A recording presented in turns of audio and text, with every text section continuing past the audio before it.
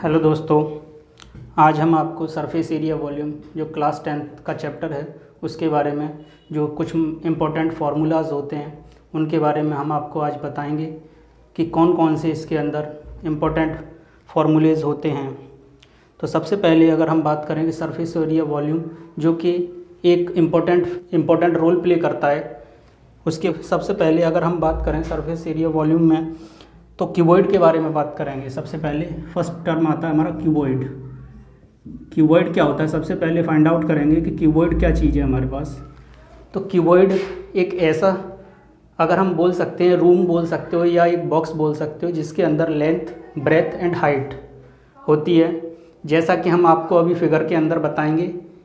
ठीक है, चलिए देखते हैं फिगर किस तरीके से बनेगा, वो आपको यहाँ वीडियो में दिख जाएगा। फर्स्ट ऑफ ऑल अगर हम बात करें कि ये एक 3 डायमेंशनल फिगर होता है। 3 डायमेंशनल का मतलब वो होता है जिसमें लेंथ, ब्रेथ एंड हाइट तीनों चीज़ें होती हैं। चलिए, तो सबसे पहले अगर हम बात करते हैं कि इसकी कैपेसिटी यानी कि वॉल्यूम के बारे में पढ़ते हैं कि क्यूबॉइड जो होता है उसका वॉल्यूम क्या होता है। तो कैपेसिटी जो बोल सकते हो आप, वॉल्यूम को इन टर्म्स ऑफ कैपेसिटी में हम डिफ़ाइन कर सकते हैं कि कैपेसिटी क्या होती है। तो चलिए देखते हैं सबसे पहले वॉल्यूम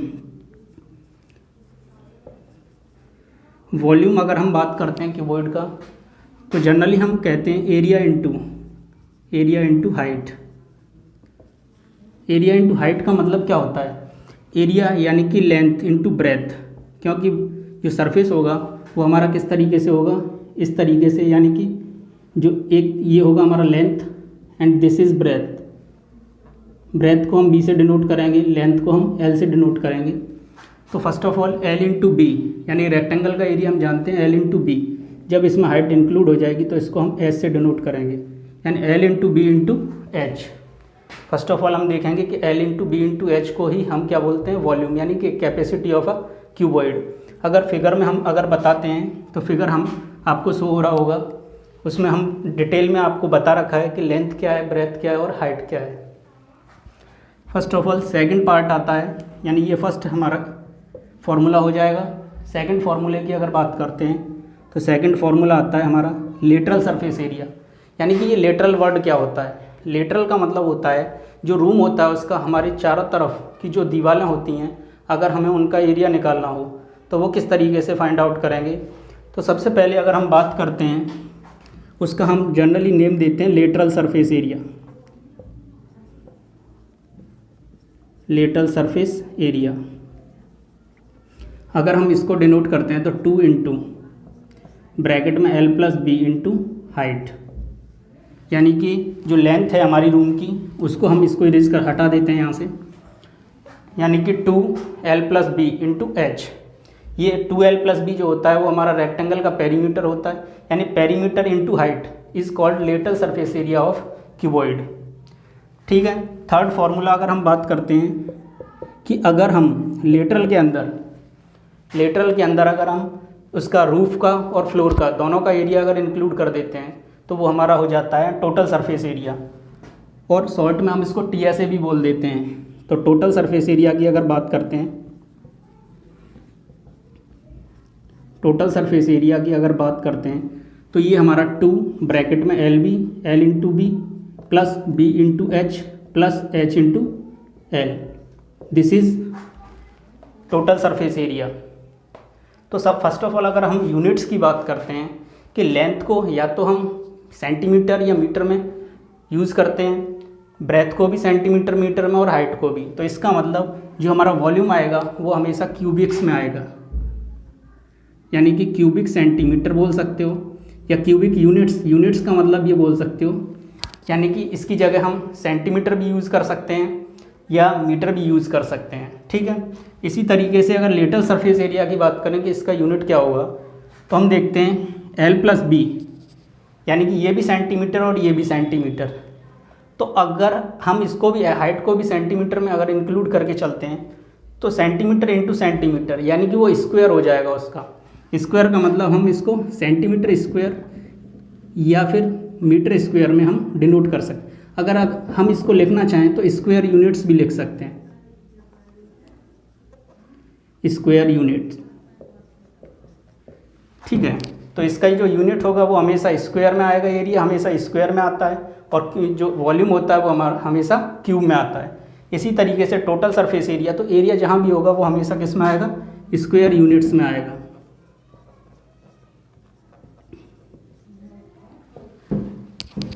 अब नेक्स्ट अगर हम डायगोनल की बात करते हैं कि ऐसा कौन सा, अगर हम ये कहें कि ऐसा कौन सा पोल है, लॉन्गेस्ट पोल, जो किसी एक कमरे के अंदर रखा जा सकता है या किसी क्यूबॉइड के अंदर रखा जा सकता है। तो डायगोनल की अगर हम बात करते हैं, अगर हम डायगोनल की बात करें, डायगोनल ऑफ क्यूबॉइड, तो डायगोनल ऑफ क्यूबॉइड की अगर बात करते हैं तो वो रूट, स्क्वायर रूट लगा देते हैं, L square plus B square plus H square, यानी कि जो हमारा लेंथ है, और ये जो आएगा यूनिट्स में आएगा, यानी कि सेंटीमीटर या मीटर में आ सकता है। ठीक है, तो ये थे हमारे 4 फार्मूलाज ऑफ क्यूबॉइड। अगर हम क्यूबॉइड की बात करें तो अगर हम हिंदी मीडियम वाले बच्चों की बारे में अगर बात करें तो क्यूबॉइड को हम घनाभ बोलते हैं। क्या बोलते हैं?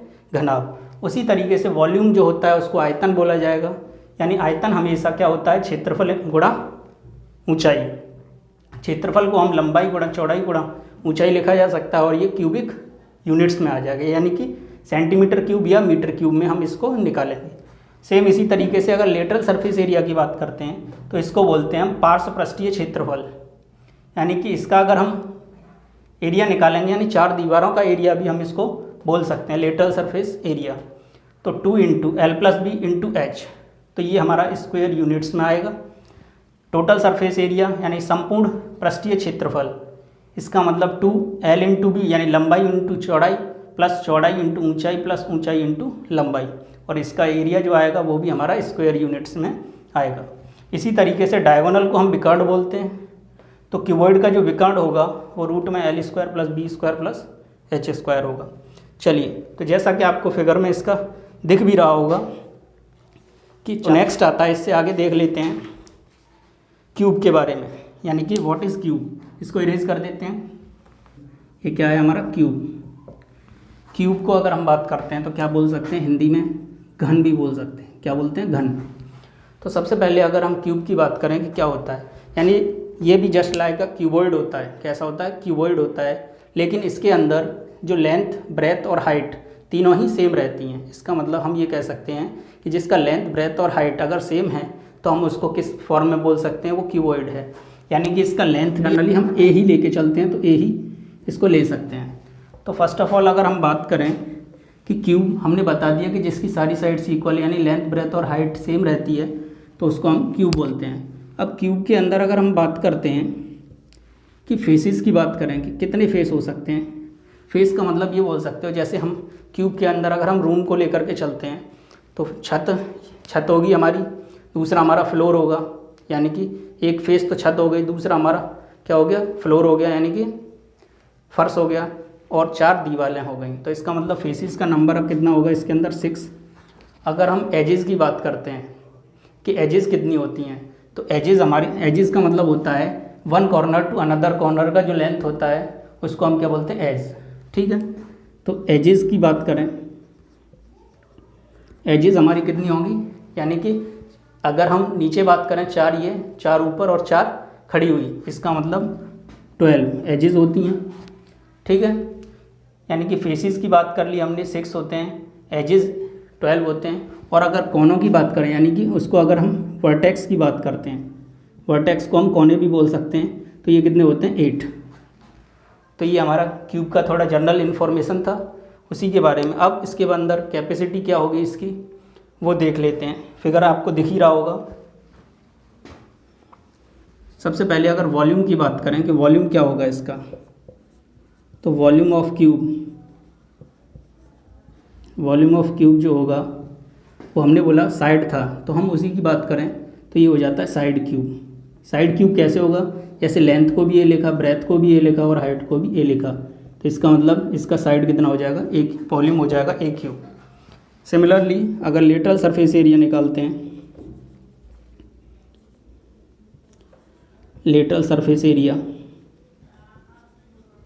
अगर लेटरल सरफेस एरिया निकालते हैं तो जैसे हमने उसमें बताया था 2 क्या होता था, L plus B into H हुआ करता था। लेकिन एल बी एच हमने तीनों को सेम कर दिया। इसका मतलब ए प्लस ए इंटू ए, इसका मतलब 2 इंटू, ब्रैकेट को सॉल्व करेंगे तो 2a इंटू ए, ये हो जाएगा 2 2 4a स्क्वायर। तो ये हो जाएगा हमारा लेटरल सरफेस एरिया। सिमिलरली हमारे पास, अगर इसको इरेज कर देते हैं ऊपर से, आपने नोट डाउन कर लिया होगा इसको, ठीक है, नोट कर सकते हो आप। इसको हटा देते हैं यहाँ से। अब थर्ड नंबर पर अगर देखते हैं तो थर्ड वाले नंबर पर अगर हम टोटल सरफेस एरिया निकालेंगे क्यूब का,